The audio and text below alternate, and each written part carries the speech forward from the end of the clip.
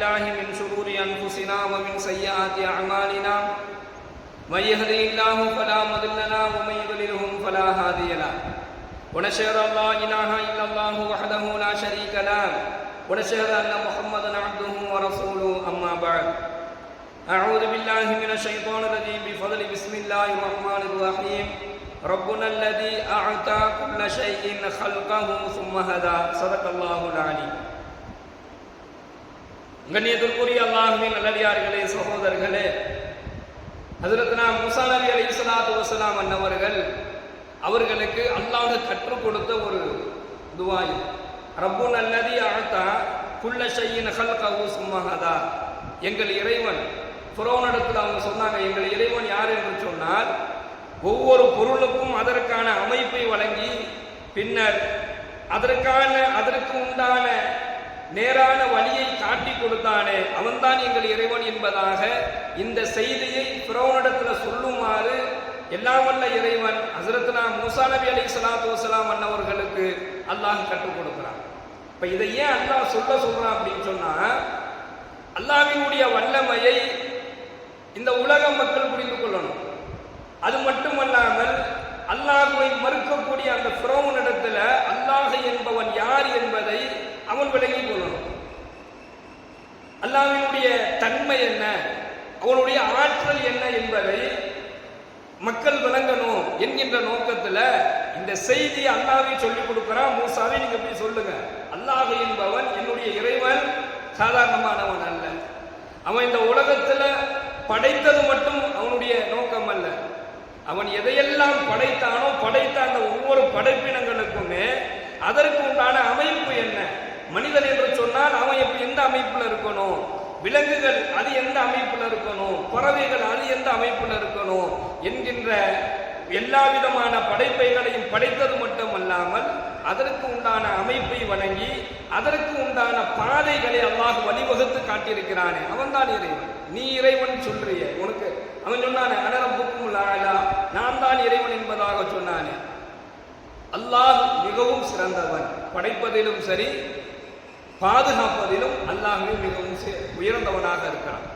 இப்ப இது அல்லாஹ்வுடைய வல்லமையை பற்றி பெருமானார் ஸல்லல்லாஹு அலைஹி வஸல்லம் சொல்லும் பொழுது அல்லாஹ் தன்னுடைய வல்லமையை கொண்டு என்ன செய்வான், தன்னுடைய அடியார்களுக்கு பெரும் உதவிகளை அல்லாஹ் செய்வான். ஹஜ்ரத்னா அப்துல்லாஹ் இப்னு உமர் ரலியல்லாஹு அவர்கள் இந்த ஹதீஸ் அறிவிக்கிறாங்க. நபிகள் நாயகம் ஸல்லல்லாஹு அலைஹி வஸல்லம் அன்னவர்கள் என்னிடத்துல எனக்கு சாப்பாடு பொருள் ஒன்று கொடுத்தாங்க, உணவு பொருள் ஒன்று என்கிட்ட கொடுத்தாங்க. அப்ப நான் சொன்னேன், அல்லாஹ்வுடைய தூதரே, என்னை விட தேவை உள்ளவர்கள் அதிகமானவங்க இருக்கிறாங்க, அவங்களுக்கு கொடுங்களேன் என்பதாக நான் சொன்னேன். அதற்கு பெருமானார் ஸல்லல்லாஹு அலைஹி வஸல்லம் அவங்க சொன்னாங்க, நீ யாரிடத்துல எதையும் கேட்காமலும் நீ யாரிடத்துல எதையும் எதிர்பார்க்காமலும் ஒரு பொருள் உன்னை தேடி வந்துச்சு அப்படின்னு சொன்னா, அது உணவு பொருளா இருக்கட்டும் எந்த பொருளா இருக்கட்டும், நீ யார்கிட்டையும் கேட்கல, எதையும் எதிர்பார்க்கல, ஆனா உன்னைய தேடி ஒரு பொருள் வருது, ஒரு அன்பளிப்பா வருது, ஒரு பாசத்துல வந்து கொடுக்குறாங்க, ஒரு கண்ணியத்துல கொடுக்குறாங்க, ஒரு மரியாதையை கொடுக்குறாங்க, ஏதோ ஒரு பொருள் உன்னைய தேடி வருது அப்படின்னு சொன்னா அதை நீ வேண்டான்னு சொல்லக்கூடாது, அதை நீ பெற்றுக்கொள்வது சிறந்தது என்பதாக நபிகள் நாயகம் ஸல்லல்லாஹு அலைஹி வஸல்லம் அவர்கள் சொன்னார். சொல்லிட்டு இந்த பொருள் அது உணவு பொருள், விரும்பினா சாப்பிடு, இல்லை அப்படின்னு சொன்னா தர்மம் செஞ்சிடு என்பதாக நாயகம் ஸல்லல்லாஹு அலைஹி வஸல்லம் சொன்னார். அப்போ இந்த உணவு பொருள் இருக்குது, அதை யாராவது நமக்கு வந்து கொடுத்தாங்க அப்படின்னு சொன்னா அதை மறுக்க வேண்டாம் என்பதை இந்த ஹதீஸின் வாயிலாக ஸல்லல்லாஹு அலைஹி வஸல்லம் சொல்லி காண்கின்றார்கள். புகாரில 1473வது ஹதீஸாக இது இடம்பெறுது. உமர் ரலியல்லாஹு அவர்கள் அறிவிக்கின்றார்கள். அதுல இருந்து உமர் ரலியல்லாஹு அவர்கள் எப்பவுமே அவங்க யார்கிட்டையுமே எதுவுமே கேட்க மாட்டாங்க, யார்கிட்டையுமே அவங்க எதுவுமே கேட்க மாட்டாங்க. அவங்க அந்த ஜனாதிபதியாக இருக்கும்போது கூட என்ன செஞ்சிட மாட்டாங்க, யார்கிட்ட எதையுமே அவர்கள் மக்களுடைய பொருள்களை எடுக்கவும் மாட்டாங்க, யார்கிட்ட எதுவும் கேட்கவும் மாட்டாங்க. ஆனால் அவர்களிடத்துல யார் எதை கொண்டு வந்து கொடுத்தாலும் அதை மறுக்கவும் மாட்டாங்க. ஏன்னா ஸல்லல்லாஹு அலைஹி வஸல்லம் அவர்கள் சொன்னதுக்கு பிறகு உமர் ரலியல்லாஹு அன்ஹு தன்னுடைய வாழ்நாள் முழுவதும் இதை கடைபிடித்தார்கள் என்பதாக ஹஜ்ரத்னா உமர் ரலியல்லாஹு அவருடைய மகன் இந்த ஹதீஸை சொல்றாங்க. அப்ப கண்ணியமிக்க சகோதரர்களே, உணவு பொருள் இருக்குது, அது அல்லாஹ்வினுடைய வல்லமையில கட்டுப்பட்டது. அல்லாஹ் தன்னுடைய வல்லமையை கொண்டு என்ன செய்யறான், உணவினுடைய விஷயத்துல, ஒரு மனிதனுடைய ஆரோக்கியத்தினுடைய விஷயத்துல அல்லாஹ் உதவி செய்யறான்.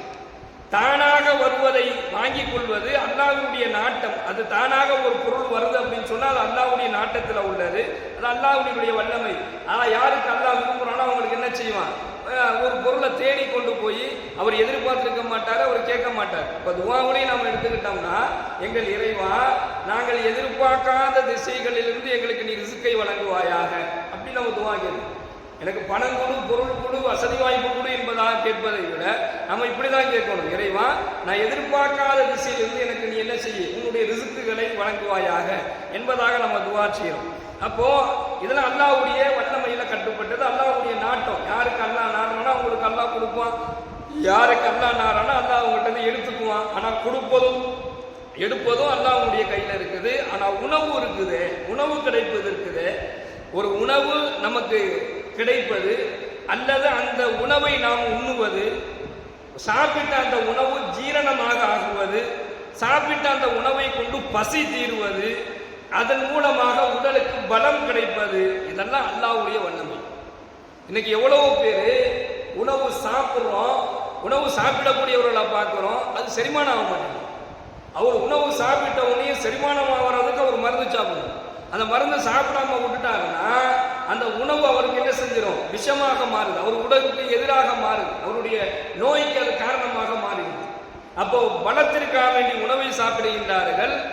அந்த பலமான அந்த உணவு உடலை பலகீனம் ஆக்கிடக்கூடாதுக்காண்டி மருந்து சாப்பிடறவங்கள பார்க்கணும். சாப்பிட்டா ஜீரணமாகாது, அது ஒரு பிரச்சனை. இன்னும் சில பேர் இருக்கிறாங்க, என்னதான் உணவை சாப்பிட்டாலும் பசி தீராது, பசிச்சுக்கிட்டே இருக்கும். அப்படிப்பட்ட பாதிக்கப்பட்டவர்களை நம்மளால பார்க்க முடியுது, அந்த நோயினால் இருக்கக்கூடிய நம்ம மக்களை பார்க்க முடியுது. இன்னும் சில பேருக்கு பசி இருக்குது, ஆனால் உணவு இல்லாத பலகீனமான நிலையில, ஏழ்மையான நிலையில இருக்கிறவங்களையும் பார்க்கிறோம். எல்லாம் வல்ல இறைவன் இவர்களை பாதுகாப்பானார். இப்ப இந்த மருந்து மாத்திரைகள் இதை கொண்டுதான் என்ன செய்யப்படுது, அவர்களுடைய உணவுடைய அந்த ஜீரணங்களை, அந்த பசியை போக்கிக் கொள்ளக்கூடிய ஒரு சூழல் இருக்குது. அல்லாஹ் அவர்களுக்கு ஆரோக்கியத்தை வழங்குவானாக. அப்போ யாராவது, அதுக்கு என்ன அர்த்தம்னா, யாராவது ஒருத்தவங்களோட விருந்துக்கு சொன்னாங்க அப்படின்னு சொன்னா கூட அதை நீங்க மறுக்க வேணாம், அந்த அழைப்பை நீங்கள் ஏற்றுக்கொள்ளுங்கள் என்பதாகவும் இந்த ஹதீஸ் வாயிலா நம்ம பார்க்கிறோம். ரெண்டாவது, அல்லாஹ்வுடைய வல்லமை, தன்னுடைய அடியானுக்கு அல்லாஹ் கொடுக்கக்கூடிய அவருடைய வல்லமையை நாம் அவர் அடியார்கள் புரிந்து கொள்ளக்கூடிய இரண்டாவது விஷயத்தை பத்தி நம்ம பார்த்தோம்னா, ஹஸரத்னா ஜக்கரியா அலைஹிஸ்ஸலாத்து வஸலாம் அன்னவர்கள் மரவேலை செய்யக்கூடிய ஒரு தச்சராக இருந்தார்கள் அப்படின்னு நம்ம வரலாறுல பார்க்கிறோம். ஹஸரத்னா தாவூத் நபி அலைஹிஸ்ஸலாத்து வஸலாம் அன்னவர்கள் தன்னுடைய கைகளால் உழைக்கக்கூடியவர்களாக இருந்தாங்க. ஏதாவது ஒரு வேலை செஞ்சுக்கிட்டு இருப்பாங்க. தன்னுடைய கைகளால் உழைக்காமல் உணவை சாப்பிட மாட்டாங்க. யாரு? ஹஸரத்னா தாவூத் நபி அலைஹிஸ்ஸலாத்து வஸலாம் அன்னவர்கள் கடுமையான உழைப்பார். அதே போன்று நபிகள் நாயகம் ஸல்லல்லாஹு அலைஹி வஸல்லம் அன்னவர்களும் தங்களுடைய சிறு வயதிலிருந்து நிறைய வேலைகள் செஞ்சிருக்கிறாங்க. கூலிக்கு வேலை செஞ்சிருக்கிறாங்க, ஆடு மேய்ச்சிருக்கிறாங்க, மக்களுக்கு பொருள்களை சந்தையிலிருந்து வாங்கிட்டு வந்து வீட்டுக்கு கொடுத்துருக்கிறாங்க. இப்படி அவர்களும் என்ன செஞ்சிருக்காங்க, உழைத்திருக்காங்க என்பதாக நம்ம வரலாறுகள்லாம் பார்க்கிறோம். ஸல்லல்லாஹு அலைஹி வஸல்லம் சொல்றாங்க, தன்னுடைய கைகளால் ஒருவர் உழைத்து சாப்பிடக்கூடிய அந்த உணவு இருக்குதுல்ல, அதுதான் சிறந்த உணவு என்பதாக ஸல்லல்லாஹு அலைஹி வஸல்லம் சொல்றாங்க. அப்போ ஒருவருடைய உழைப்பு இருக்குது, ஒருவருக்கு அல்லாஹ் உழைக்கக்கூடிய பாக்கியத்தை கொடுக்கிறான், நல்ல ஆரோக்கியமா இருக்கிறார், கடுமையா உழைக்கிறாரு, அவருடைய அந்த உழைப்புல அவருக்கு சோர்வே ஏற்படுவதில்லை. நல்லா உழைத்து தன்னுடைய கைகளால் உழைக்கக்கூடிய ஆற்றல், தன்னுடைய உழைக்கக்கூடிய அளவிற்கு உடலின் ஆரோக்கியம், இதுவும் அல்லாஹ்வுடைய வல்லமையாகும். யாருக்கும் அல்லாஹ் அதை கொடுத்துட மாட்டான், யாருக்கும் அல்லாஹ் அதை கொடுத்துட மாட்டான். ரெண்டு விஷயம், ஒன்று உழைக்கும் ஆற்றல், உழைக்கிறதுக்கு உண்டான பலம், ரெண்டாவது உடலுடைய ஆரோக்கியம். இந்த ரெண்டும் ஒரு மனிதனுக்கு கிடைச்சிருச்சுன்னா அது பெரும் பாக்கியம் என்பதாக ஸல்லல்லாஹு அலைஹி வஸல்லம் சொல்றாங்க. இப்போ இது இந்த உழைக்கக்கூடிய ஆற்றலை ஒருவர் தன்னுடைய கைகளால் உழைத்து அதன் மூலமாக தன்னுடைய வாழ்வாதாரம், பொருளாதாரம், உணவு, உடை, இருப்பிடங்களை அவர் சேமித்துக் கொள்வது இருக்குது, அல்லாஹ்வுடைய வல்லமை. அப்போ ஒவ்வொரு அடியானும், யா அல்லாஹ் எவ்வளோ பேர் உணவு சாப்பிட்றாங்க, ஆனால் ஜீரணமாகாத அளவு ஜீரணமாகல, நோயினால் பாதிக்கப்பட்டிருக்கிறாங்க, எவ்வளோ பேருக்கு பசி இருக்குது, நினைச்ச உணவை சாப்பிட முடியல, எவ்வளோ பேருக்கு பசி இருக்குது, ஆனால் அவர்களால் என்ன செய்ய முடியல, அந்த உணவு அவங்களுக்கு கிடைக்கல. இவ்வளவு பேருக்கு மத்தியில அழகான உணவு நீ கொடுத்துருக்க, நான் சாப்பிட்றேன், அந்த உணவின் மூலமாக பசி தீருது, ஜீரணமாகுது, பலம் கிடைக்குது அப்படின்னு சொன்னா இது அல்லாஹ் அந்த அடியானுக்கு கொடுத்த அந்த வல்லமை. இது போன்று அல்லாஹ்வுடைய வல்லமைகளை சிந்திக்கக்கூடியவர்களாக நாம் இருக்கணும். ஒவ்வொரு நாளும் அல்லாஹ் என்பவன் யார், அவனுடைய ஆற்றல் என்ன, அவனுடைய வல்லமை என்பதை சிந்தித்தாலே அந்த அடியானுக்கு இறையச்சத்தை அதிகப்படுத்தும் என்பதை நாயகம் ஸல்லல்லாஹு அலைஹி வஸல்லம் அவர்கள் சொல்லி காண்பித்தார்கள். எல்லாம் வல்ல இறைவன் அவனுடைய வல்லமையை உணர்ந்தவர்களாகவும் அதன் மூலமாக அதிகமாக இறை நம்பிக்கையோடு வாழக்கூடிய அந்த இறையச்சவாதிகளாக அல்லாஹ் நம் அனைவரையும் ஆக்கி அருள் புரிவானாக. வாயில் தழ்வானா அல்ஹம்துலில்லாஹி ரப்பில் ஆலமீன். அஸ்ஸலாமு அலைக்கும் வரஹ்மத்துல்லாஹி வபரகாத்துஹு. சுப்ஹானல்லாஹி வபிஹம்திஹி சுப்ஹானக அல்லாஹும்ம வபிஹம்திக வ நஷ்ஹது அல்லா இலாஹா இல்லா அன்த வ நஸ்தக்ஃபிருக வ நதூபு இலைக். சுப்ஹான ரப்பி